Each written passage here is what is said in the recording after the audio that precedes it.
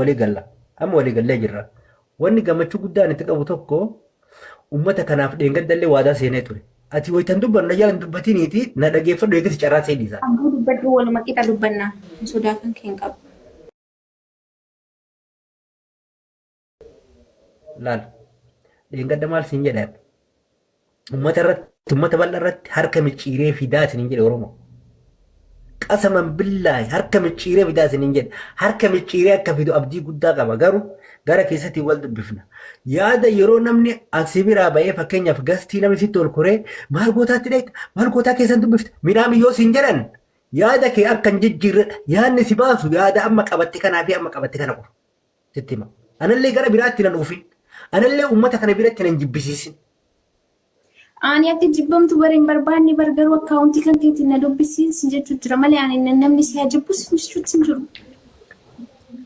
Ati anaaf illee gaafa qabda bara isheen jedheetiin si dubbisa qo'e.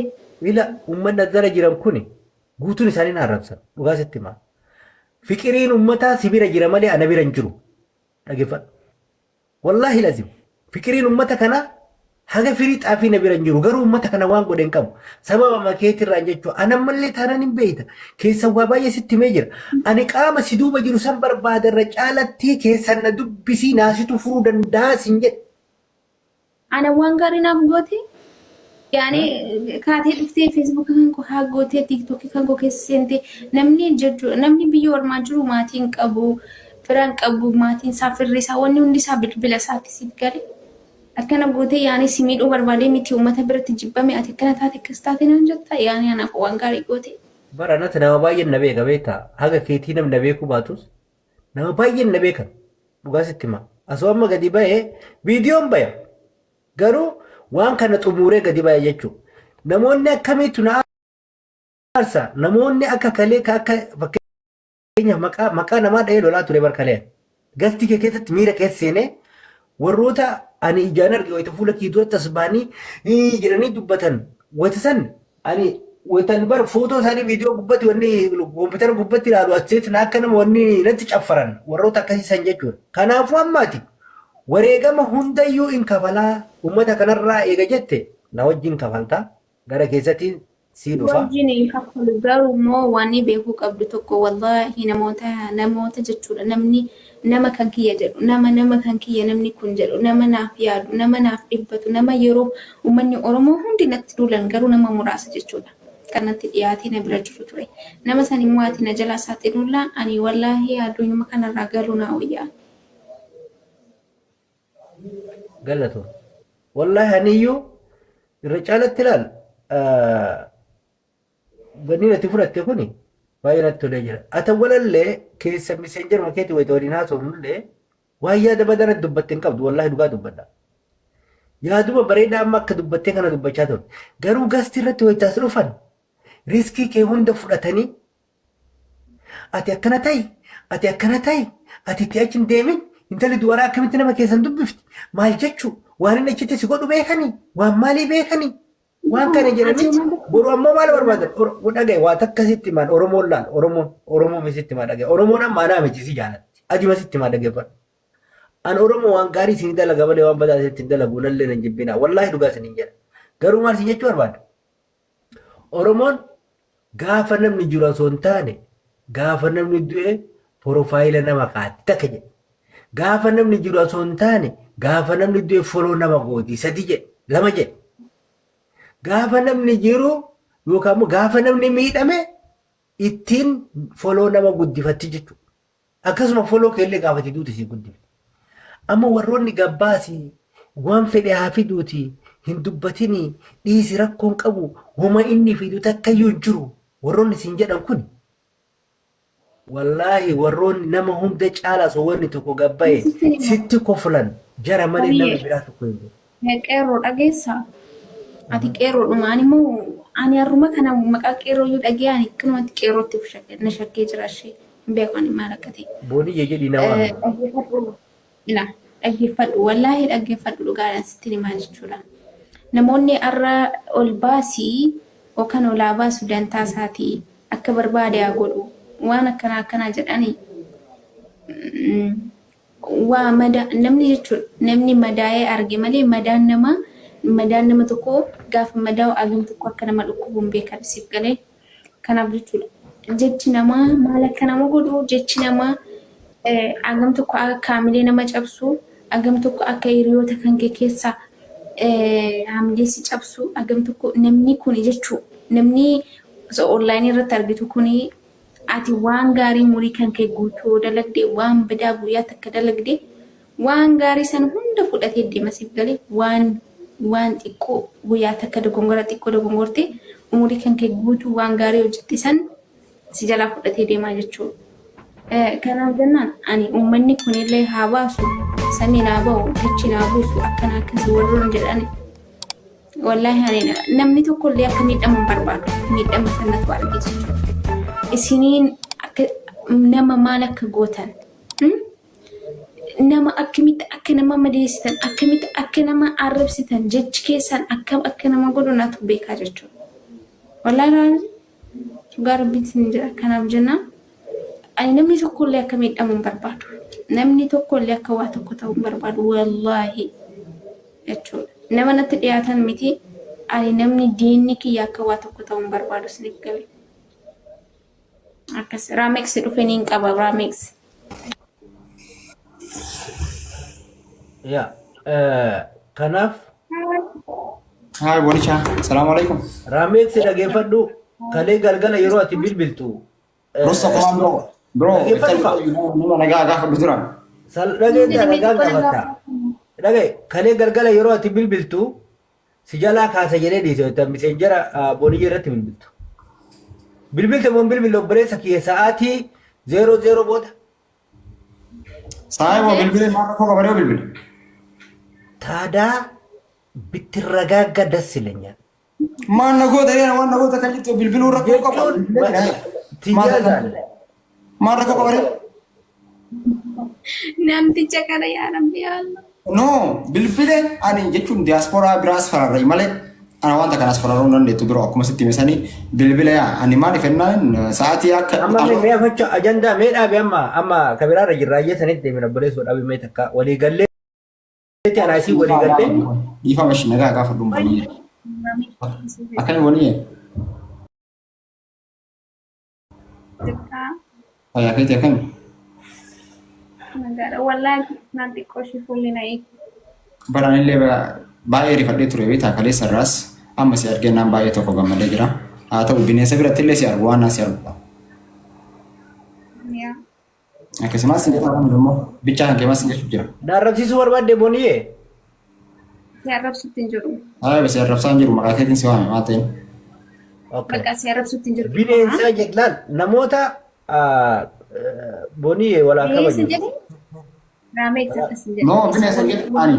Si caala namni mucaa kana kabajaa jiru ana maaliif ennaan sababa keetii kabajaa jira isa iyyuu gaafadhu karaa ifa ta'e wayiitiin akka bakka wanni kana inni tasgabbeessu wayii baay'ee kadhataanii ture hanga ammaa itti kabajaadhaan wajjin haasaa jira. Na arrabsaa ture hin arrabsine maaliif jennaan lubbuuti yaa osoo hin taane bakka akka ittiin qabtu waan ifeeneef kan inni illee beeka. Amma ayyeeshi obsi biribeeksi miitii qabadhu mee yaadoo irra turre si dura yaadarra jirra miitii qabadhu dhageeffadhu. Miitii qabadhu siin jedhe. Please Raamex na wallahi mucaa xiqqaa ndee maal sin godhisan? Miitii qabadhu Raamex. Bokbaaka. Ay miitii si bira dhaqee si qabu kiyya qabadheera maal ta'ini? Hai.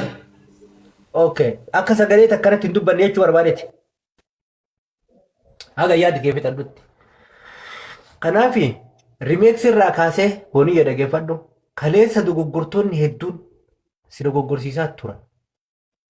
Haga xumuradhutti ni jalan dubbatina. Si dogoggorsiisaa turan. Har'a ammoo sadarkaa ammarra geenne kana baay'ee itti gammada alhamdulillah.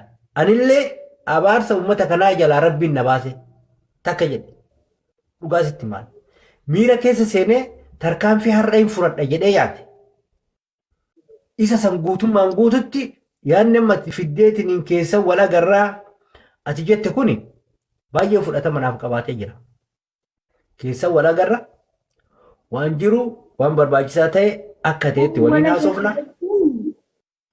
Wala garra jechuun bari yoo ati lakkoofsa kan keetiin yookaan feesbuuka mataa keetiin una dubbiste malee kallattii ittiin wal agarru anas si mijeessa dhageeffadhu ati anaasii wal arguudha dhageeffadhu akka nama kamiittu kana durallee misee jira waliin haasawaa turre manuma kee keessa waan ta'eef. Amma ammoo kana booda karaa lakkoofsatiinis ta'ee kallattii anatu mijeessa akkaataa naasii itti waliin haasawnu jechuudha. Kanaaf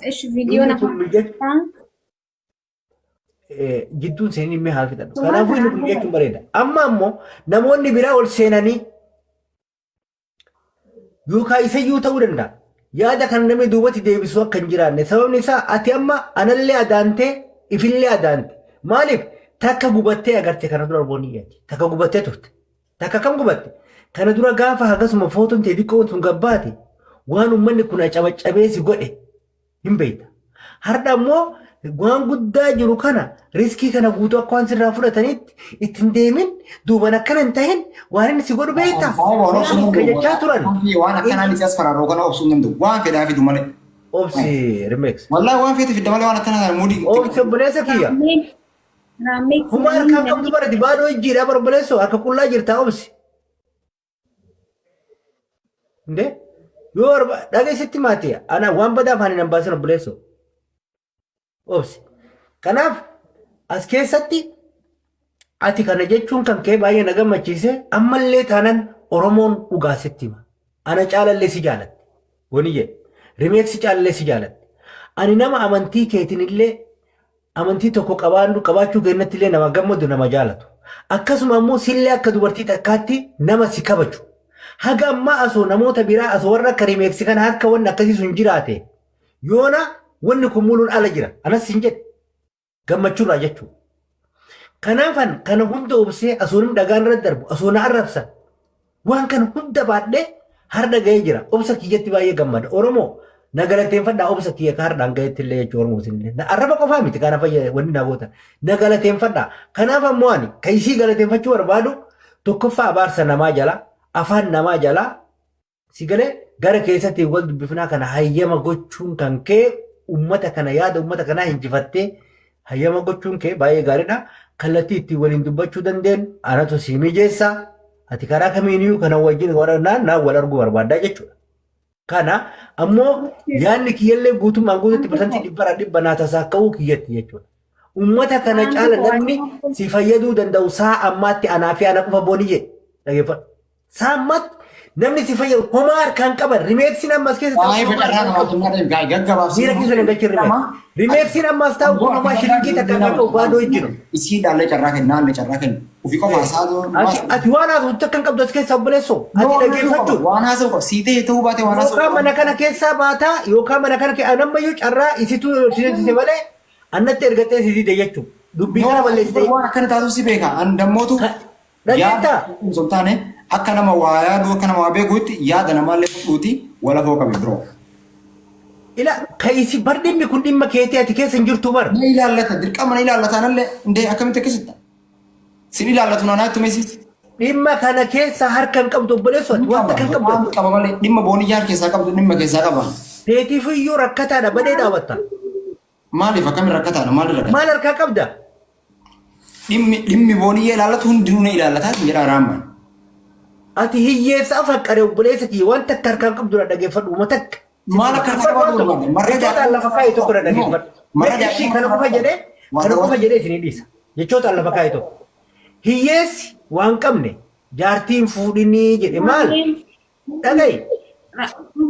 Ani akka namni si arrabsuun barbaadu bakka dhiisisee wajjin dubbatiin akka si arrabsuun barbaadu. Ani hiyyeessi jaartiin fuudhinii yoo fuudhe hiyyeessa dhalcha rakkoo dhalcha milishaa dhalcha. Hiyyummaa sammuu dhabuu irra dhageessitaamu. Hiyyummaa jireenyaallee qabu alhamdulillah. Waan dhagayan mallee gowwaan waan jaartiin fuudhinii jedhan. Sababni isaa maal? Gowwaa dhalcha. Wallaana dhalcha booda immoo lafarratti guddate milishaa ta'a. Wan biraatu kun ta'u. No, wallahi akkana jedhanii hiyyeessa ምናምን jedhanii bagatee bakka rakkataa na aarse uksum billahi na aarse. Jechuun nama daffaru na aarse. Nama daffaru. Maaliif si aarsa? Dubbii kana keessa wanni isa galchu takka iyyuu hin jiru bakka. Kun rakkoo dhalcha yoo amma jaartii yoo fuudhe kun rakkataadha rakkoo dhalcha. Rakkoo yoo dhalcha rakkoo milishaa taate. والله أصلا بوني جيو تنتي بوني جيو سيبر جراتي تقول لك كل كيم ولا تامي والله يوانا كنا زي كيرين جتا هني مناماتي مساعد أكتب أنا كبر هذا يوم بربان أما بوني جيو جوان تكسي شو نلون بوني جيو جوان تكسي نعرف شو ميوتي كبر بليز ميوتي كبر بليز أتي يوم جارتي فوتيل ما يجتيل المكمليشة تاسينجا دبر مليشة تنورك كتنا ستما كنا فتكمي تكركب ركتان ركو دايك مليشة دايك كنا الله سناكن إلا كنا فما يا ميليشان يمين دلوبو أنا مليسان بيه إيه كبر أقسم بالله أما كنا فيو دبي كجرتو أنا في بونية جدودة ورسنتمي ما أنا كنا كيس جرتا إرجع كنا كيس جرتا أمو دبي ترى لمان تيتي إيدا دبي تمورا بقول أشاد يمتي أن دبي ترى في كنان سمبرا بوي دما جاتور no yo buwed akkono so matano istena bira borra matana sirabuna waya yo kadira wisi lagi fada wala lagi fanna jette yo kiyada keles mamu danda boni yecha won tan jir wante bi argi kanat mamu danda no dage fatte wala lagi fanna dande yo ndema tamma sirabu ede wan boni yecha kana du aka boni wol bi tan be kesi erga de wala le